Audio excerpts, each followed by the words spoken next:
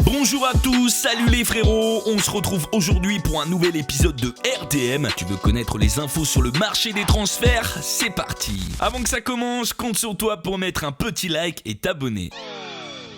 On commence aujourd'hui avec le PSG, avec une nouvelle rumeur offensive pour le club parisien. En effet, on le sait, l'Inter est intéressé par Javier Pastore et le PSG aimerait en profiter pour faire un coup et recruter Icardi. Le prix de l'Argentin est effectivement fixé à 120 millions par son club et Pastore pourrait faire baisser son prix. Après la rumeur Dybala, place donc à la rumeur Icardi. Côté départ, le PSG aurait fixé le prix de Gonzalo Guedes. Prêté à Valence, l'attaquant portugais intéresse de nombreux clubs en Europe. Ainsi, Paris aimerait renflouer ses caisses avec le jeune homme de 21 ans. Le prix fixé par le club de la capitale est de 40 millions. Valence aimerait le récupérer définitivement, mais le Bayern, la Juve et Arsenal sont aussi intéressés. Autre info, côté départ, Ben Arfa aurait un accord avec Fenerbahçe, mais il doit encore négocier son départ avec le club parisien. Krychowiak, qui va faire son retour après son prêt raté à West Bromwich, pourrait lui se diriger vers Retafe, toujours en prêt. Lucas, qui intéresse Nantes, est lui dans le viseur de Manchester United et des clubs chinois. Montant du transfert, 25 millions d'euros.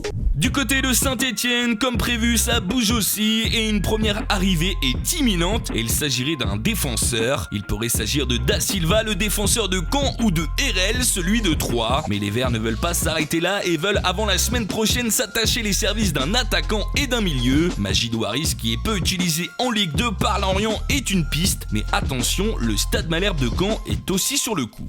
On passe à Marseille, qui est en mode dégraissage en ce début de mercato, et 3 joueurs sont ciblés pour faire de la place dans l'effectif. Le premier est Doria, qui n'a jamais convaincu. Il pourrait faire son retour au Brésil et plus précisément du côté de l'Atlético Mineiro. Rod Fanny, qui a récemment critiqué Rudy Garcia, lui pourrait se diriger vers la MLS. Le dernier joueur que l'OM souhaite voir partir n'est nul autre que Bedimo. Côté arrivée, l'OM est intéressé par le milieu de terrain de Nantes, Rongier, et une offre pourrait bientôt être faite aux Canaries. Reste à savoir son montant et si Kita acceptera ou non cette offre.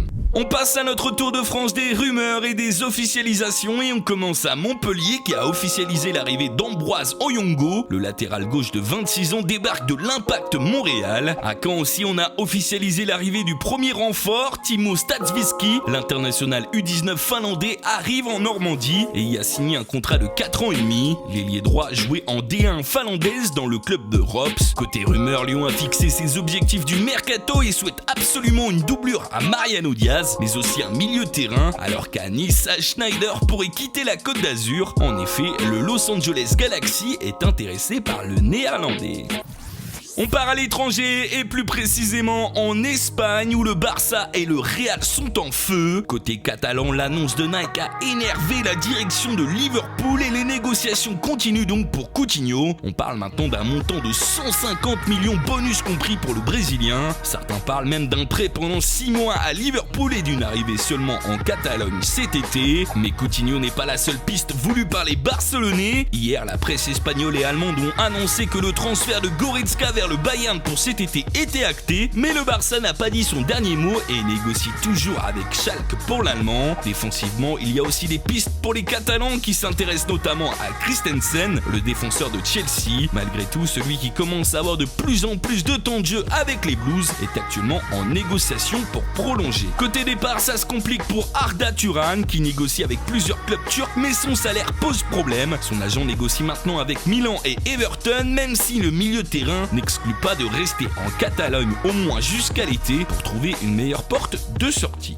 Du côté du Real Madrid, Pérez pense sérieusement à remplacer la BBC. C'est une tradition à Madrid, quand une saison ne se passe pas comme il le faudrait, on sort le chéquier. Benzema est de moins en moins en réussite, Bale est souvent blessé et pour Ronaldo la situation est complexe, le Portugais voulant une prolongation pour avoir le même salaire que Neymar et Messi. Du coup, on envisage de tout changer et plusieurs pistes sont à l'étude pour ce faire. Hazard bien évidemment, qui pourrait coûter 135 millions d'euros pour le recruter. Le Belge fait d'ailleurs patienter les Blues de Chelsea pour sa prolongation afin de maximiser ses chances de rejoindre les merengues. Dybala et Kane sont aussi dans le viseur et pour l'anglais, le Real penserait à intégrer Bale dans la transaction pour baisser son prix. Pour Griezmann, piste aussi étudier le dossier plus compliqué. Le Barça Barça ayant un temps d'avance pour le moment. Mais il n'y a pas qu'offensivement que Pérez souhaite reconstruire son effectif et deux autres joueurs de Chelsea ont la cote du côté du Real. Courtois bien évidemment qui est depuis longtemps cité, mais aussi Azpilicueta, le défenseur espagnol. Une belle opportunité quand on sait que depuis le départ de Pepe, un trou n'a pas été rempli dans l'effectif merengue. Tout ça bien évidemment est à l'étude pour cet été, mais pour cet hiver aussi le Real a des pistes pour un joueur qu'on connaît bien et il s'agit de Martial. En effet, les Madrilènes pourraient bientôt faire une offre de 40 millions d'euros pour l'international français. Il semblerait que cette offre soit un peu juste pour convaincre les Red Devils.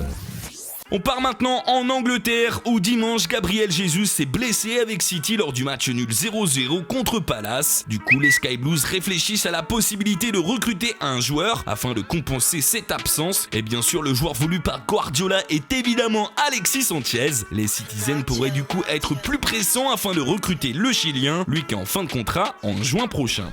Du côté de Liverpool, on prépare déjà le départ de Coutinho et Lanzini, le joueur de West Ham, intéresse Jürgen Klopp afin de renforcer son effectif. Le coach allemand pourrait demander à sa direction de faire une offre de 45 millions d'euros pour recruter l'Argentin. Pour finir en Angleterre, quelques infos pour d'autres clubs. Southampton qui vient de vendre Van Dijk s'intéresse à deux joueurs de Ligue 1 pour le remplacer, le Rennais Ben Sebaini et le Toulousain Christopher Julien. Les Saints pourraient aussi faire une offre très prochainement pour Sturridge et elle avoisinerait les 28 millions d'euros.